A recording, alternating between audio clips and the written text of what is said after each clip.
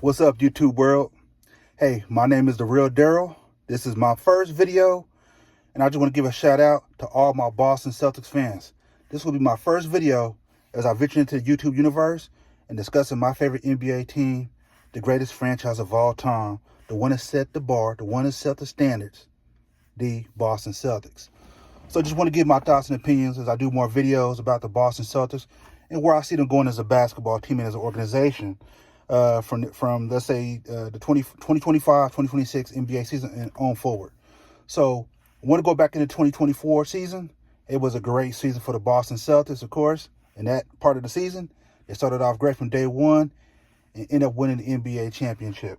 So, of course, going into 2025 season, everybody was excited. We were talking about repeat and stuff like that. And unfortunately, the Boston Celtics could not win another NBA championship. And what I mean by that, of course, they were unable to repeat for the first time since the Bill Russell era as NBA champions. And, of course, we all know what happened with Jayson Tatum's injury, Jaylen Brown's knee, and then the undisclosed medical condition with KP, Kristaps Porzingis. We were all disappointed what happened with the season and how it ended, losing 4-2 to the New York Knicks. But hey, things happen.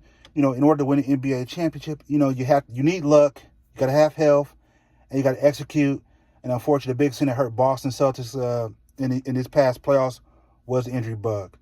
And so, of course, after the season, there was a lot of question marks going into the season about who was going to be on the team because with the new CBA, unfortunately, the Celtics were, in that second apron.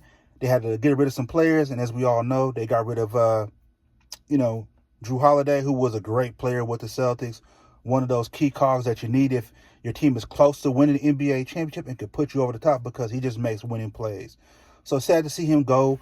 Salute to Jrue Holiday because he is a two-time NBA champion, great veteran. He will always be able to come back to Boston. He will get an applause when he comes back to Beantown. KP, of course, great player. The only thing with KP, of course, as we all know, is can he stay on the floor? We were all disappointed that he wasn't able to play up to standards. But with KP, of course, that was another tough decision Boston had to make to shred salary. They traded him for for a couple second round picks and I think George Niang. So of course with KP, again, you can always come back to Boston and you're gonna get that love from the Celtics fans all over the world. We appreciate all the stuff you've done for us. And, like again, salute to you because you are NBA champion, just like Jrue Holiday. So, of course, there were also other questions about Jaylen Brown. Was he going to be traded? Derek White. Was Boston going to rebuild? And so, of course, those things were put to bed by Brad Stevens, of course, after the draft by saying, hey, Jaylen Brown, Derek White are going to be pieces that are going to be with the Celtics. We know about Peyton Pritchard's going to be here. Hopefully, Sam Hauser, we're not sure yet, but I would definitely like to keep Sam Hauser around until Jayson Tatum gets back. But I think going to the season, we did get Anthony Simons in that trade with Jrue Holiday. Not sure if he's going to stay around, but he could be somebody that might be a player that we keep, or he might be a player, let's say, that that the Celtics might trade. Who knows? We'll see what happens. I do trust Brad Stevens. I think he's a great general manager. He know what it takes to build a championship team. He also knows how to put Boston in positions that's for the now in the future. So I do trust Brad Stevens. But, going into the season, I'm looking for, let's say Jaylen Brown. Can he improve his overall play as a basketball player as far as cerebral play? I think there's more than just, let's say, being a scorer. Can you affect the game when your scoring is not there? Can you be a passer? Can you be a rebounder? Can you affect the game with your defense? Can you make the right basketball play? Same for Derek White. Can you run the offense now? Because now defense is going to focus on you. They're going to focus on Jaylen Brown. And same with Peyton Pritchard. Can you take another leap? I know he wants to, he's chomping at the bit to become a starter. If it's up to me, I think he's great as a role player, as a six man, and there's nothing wrong with that. I think he's a really great six man on a championship caliber team. I think he could start here and there during the course of the season, but I'm not sure Peyton Pritchard is somebody that can start night in, night out. I could be wrong, but if he takes that next leap, hey, more power to him. But going into this season, I'm also looking for other players to make strides because this is going to be a make or break season for a lot of our younger players. Especially, let's say, Jordan Walsh. I think if he doesn't show anything this year, he might be gone. J.D. Davidson, of course, he might be gone. Drew Peterson, we'll see with him. He's a guy, he's at the end of the bench, but we'll see with him. Neemias Queta, I love his energy because he's wild. He's 7 foot. To me, he kind of plays like a traditional big, and he plays physical around the basket. He gives you second and third shots because of his ability to grab offensive rebounds. Only thing with him is because he is wild, he does tend to pick up a lot of silly fouls. But I just love his energy on the floor. Then we also got to look at Al Horford. Is he going to come back? Is he going to retire? Luke Cornett, same thing with him. Is he going to stay or is he going to go for greener pastures? If Luke Cornett was to leave, I can't blame him because he's never gotten, the bag. But Cornett, I know is somebody that's a fan favorite among Celtic fans because Boston did a great job of developing him, much like a Sam Hauser, much like a Peyton Pritchard. And I understand what Cornett does bring to the team because, he's one of them guys right there that he knows his role. He plays within it. And he does things where he's not going to hurt you. He does things that's going to help you win games. Now, he will struggle against a lot of your more upper echelon NBA centers. But for the most part, I do think, Cornett can be a great addition to any team that is close to winning a championship. Now, with Al Horford, of course, I would love to bring him back on a 1-year deal, let's say a team friendly. But, if Al Horford goes somewhere else where he feels like he can win the ring, I can't get mad at him. And if he comes back to Boston, hey, salute, champ. You're going to be a Hall of Famer. You got 2 rings with Florida. And you've done everything during the course of your career that any player, let's say, that dreams of going to the NBA could want to do. I mean, you've been an all-star. You've been a great locker room presence. You made all-star teams. And you got that elusive championship ring. So I'm hoping that you come back. But if you don't, I'm not mad, Al Horford, because you've been a great Celtic. You changed the perception of Boston being, to me, the biggest free agent signing in Celtics history. So, like I said again, for me, whatever direction Al Horford goes into, I'm happy with that.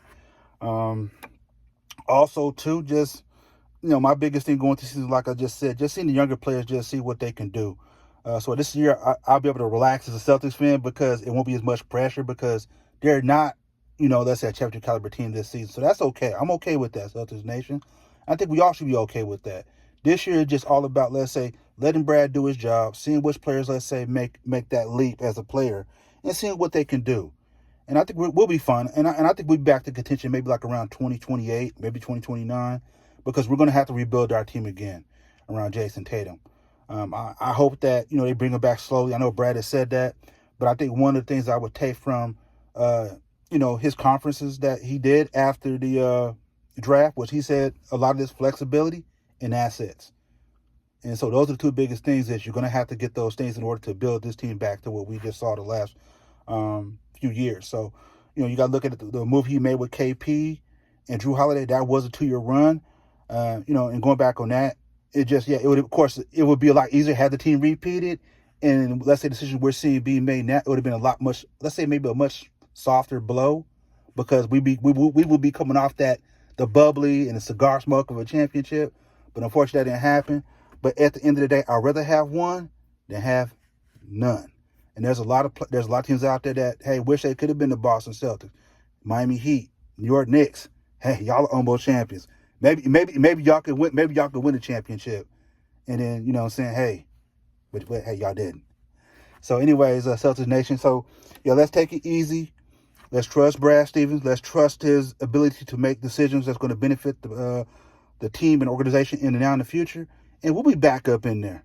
So, like I said, my thoughts and opinions on the season is, hey, let's watch the younger players. Let's see which players are going to be able to make that leap. Like a Baylor Shireman. He's one right there where he showed promise last season. But my biggest thing, let's say, with any young player is going from college to NBA is night and day.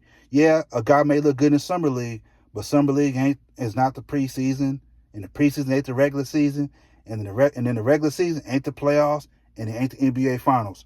So those are things right there. I just want to see what these younger guys do. And then, like I said, with the other players, the veteran players, because now you're not going to have Jayson Tatum on the floor who's going to, make defense have to focus on him. Even if he's having a bad shooting night, Jayson Tatum can still make, let's say 2 or 3 shots that can change the game, or his defense, or his rebounding, or his ability to pass, because teams like, hey, if Jayson Tatum has the ball, I got to go send the second defender at him because, hey, if he gets to this spot on the floor, he can hit, and then that can change the course of a game. But if you look at the growth of Jayson Tatum, he understands you have to be a complete basketball player. So that's something I'm hoping that Jaylen Brown can do as a player this year is grow. So even let's say if you pass the ball to an open player, he misses that shot. It's the right basketball play. Because here's the thing, Celtics Nation. In order to win a championship, you have to play team basketball. Yeah, you can win every now and then, dropping 40, 50, and that's exciting. But Celtics basketball is all about team play. It's about taking your 5 fingers right here. 1, 2, 3, 4, 5. You make a fist. It means everybody's together. You don't have that, you don't win. And every Celtics championship team, we all know, Ubuntu, it's all about team play, Celtic pride. So anyway, Celtics Nation, again, my name is The Real Daryl. Please hit that like button, subscribe, and share. Hey, I'm out. BCP. Boston Celtic pride, baby. I'm out.